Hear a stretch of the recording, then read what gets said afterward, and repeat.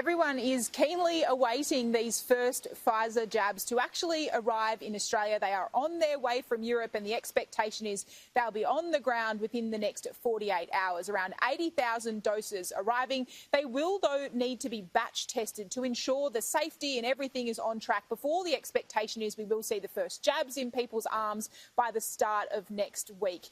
Here was the Deputy Prime Minister this morning heralding what is going to be a big milestone in the nation's vaccine rollout. And we'll do whatever is necessary to make sure that we get these vaccines to each and every far-flung corner of this nation. It's a big country. This is a massive logistics exercise. But, as I say, it's the first stage in this rollout, first few days towards some sort of normality.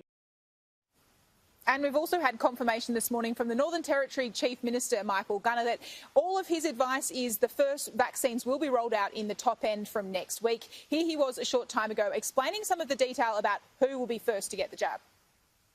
Phase 1A covers our most vulnerable and most at-risk frontline workers and some of our most vulnerable Territorians based on the expert health advice. These are quarantine workers and border control workers, including police and airport arrival workers, hospital and healthcare workers in high-risk environments, aged care residents and staff, and disability care residents and staff. I'll say this up front. The Commonwealth will be a huge part of the rollout in the Territory, probably more so than any other jurisdiction. We're also focusing on JobKeeper and JobSeeker, of course. The Treasurer once again not saying what that JobSeeker payment will be post-March. Laura, we have a lot of certainty about JobKeeper, as you say. We know the government adamant that it will be coming to an end in March, but a lot more uncertainty about what will be that dollar amount when it comes to the JobSeeker welfare payment. The front page of The Australian this morning reporting that their government is actively considering streamlining this payment. So some of those supplementary payments, things like a pharmaceutical allowance, will be removed is a trade-off, really, that would see the overall base rate boosted. But the Treasurer, Josh Frydenberg, this morning remaining very coy about what the figure will be. We will make an announcement about the future of that JobSeeker payment before that supplement at that heightened level ends in March. And we have been working through our options in relation to that, but I'm not going to speculate on the speculation in today's media.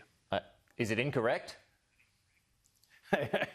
I'm not going to give you an answer either way, other than to say we're working through our options. Can you at least confirm right here, right now, Treasurer, that people on JobSeeker will get more than $40 a day? Again, I'm not going to go further than what I've said previously. If what we're seeing is the government considering that, that's great, but we actually need to have a plan from the government. We need certainty for those people because it is only 6 weeks away, and $40 a day is simply too little to live on. So that's the Deputy Labor leader, Richard Marles, there. They say the number should be higher than $40 a day, Laura, but not willing to put a dollar figure on it.